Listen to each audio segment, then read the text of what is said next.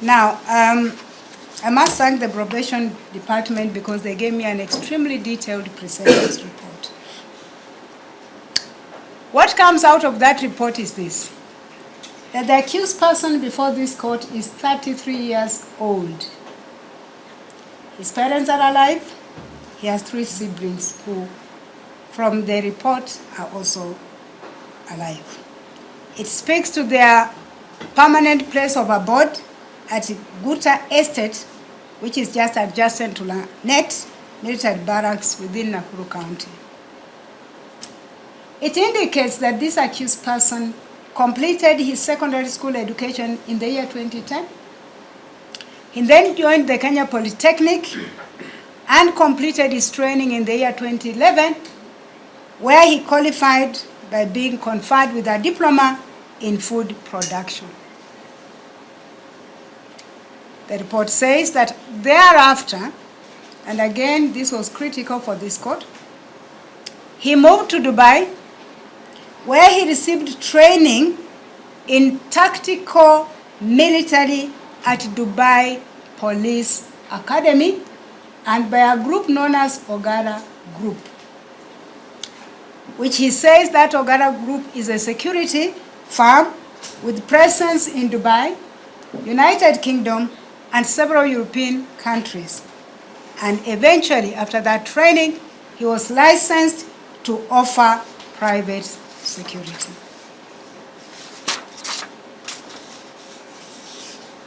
The report indicates that at the time he was arrested, he was providing security in Kenya mostly to persons in political sector, and he was at an advanced stage of registering his own security firm. Outside his training and daily work, the report indicates that he's a staunch Christian. He has sung, produced several music videos, and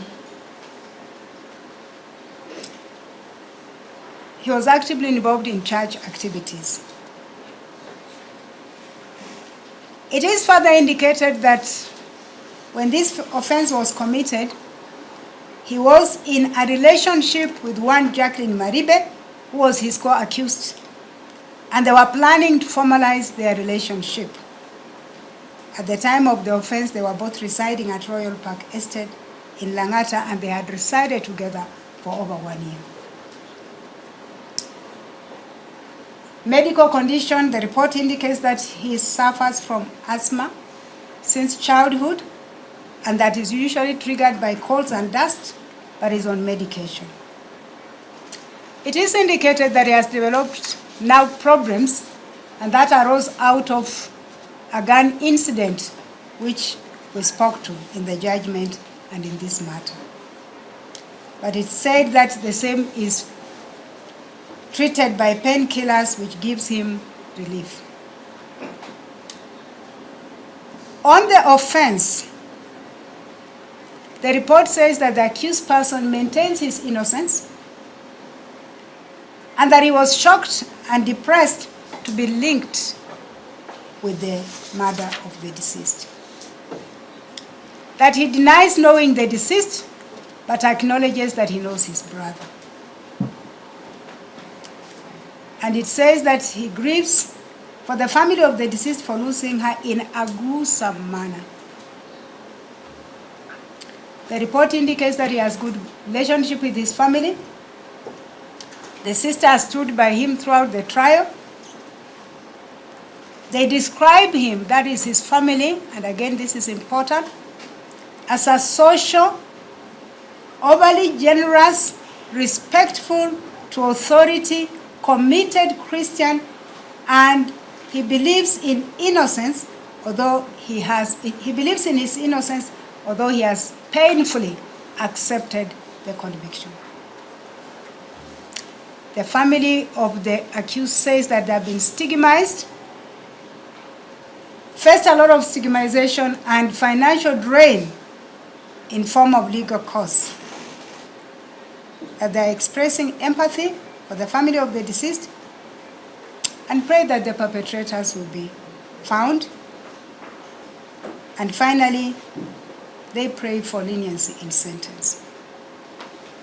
From the community point of view, the probation officer interviewed a senior chief of free area location, Dr. Samuel Macharia, who described the accused person as being well-mannered, respectful, and was not a threat to the community. That the community is shocked by the charge that was preferred against him and subsequent conviction.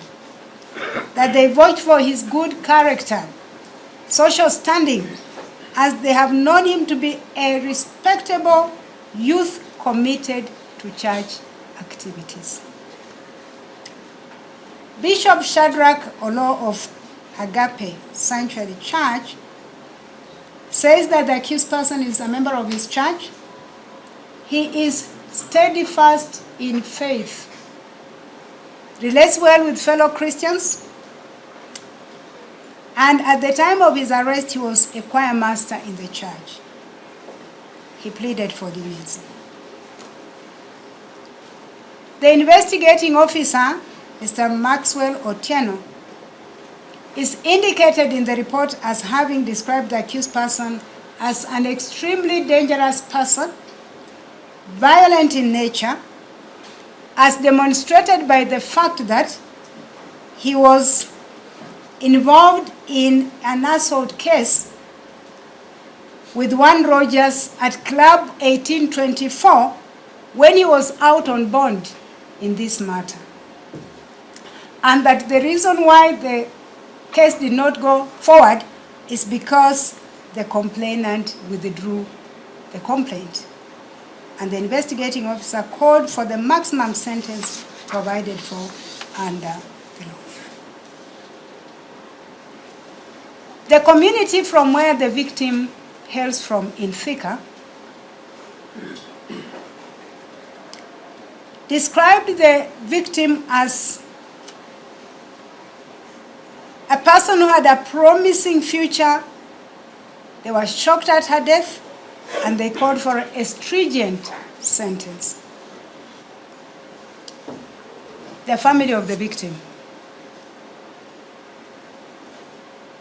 The family of the victim are reported in the pre-sentence report to have stated that following the demise of the victim, the death occasioned them monumental psychological impact, and they are still to cope with the said offense and death.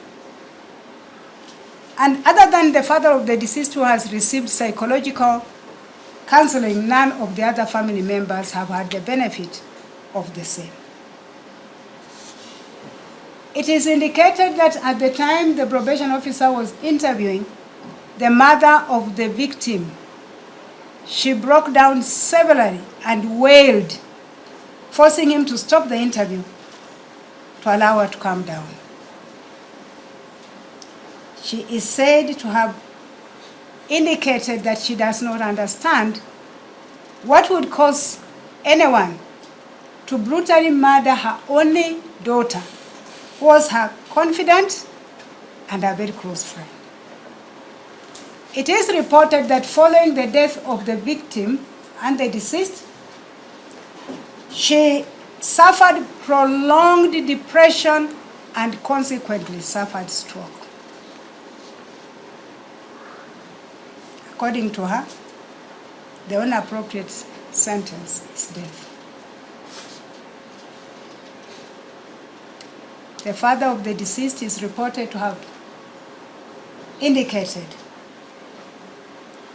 that the extensive media coverage impeded their emotional healing.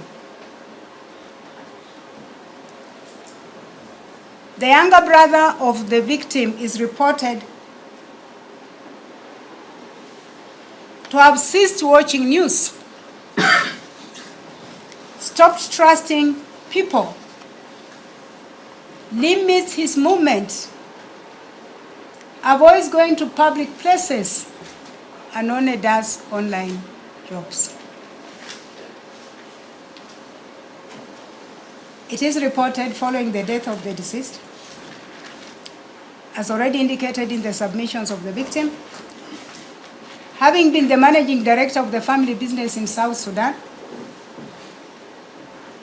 the business collapsed. The family became drained financially,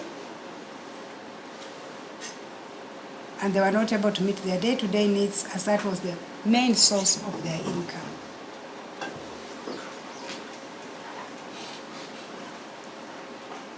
In a nutshell, the family of the deceased hold the view that the maximum sentence provided for under the law should be pronounced, and they acknowledge that whatever the case is, even that particular sentence will not console them or erase their pain. Finally, the probation officer, and again, this is very important, and the court took note of the same. The probation officer, Mr. Andrew Kanyotu, in conclusion and his own observation, states as follows.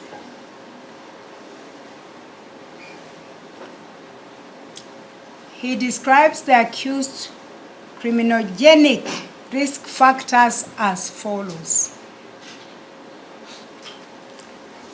That he lacks stable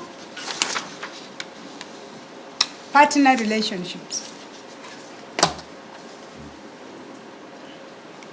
He has antisocial personality patterns manifested by living on the edge.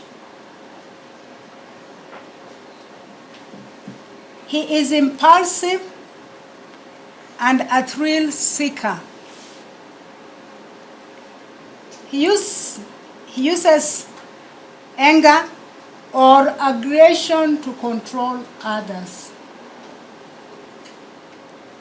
And finally, he says that the accused has a double personality trait. What is the recommendation in the pre-sentence report? He recommends that the court uses its own discretion in meting out the sentence, taking into account what is in the report and the sentiments of both the accused and the offender. So, that's a summary of the submissions by the prosecution, the victim's family, and the accused.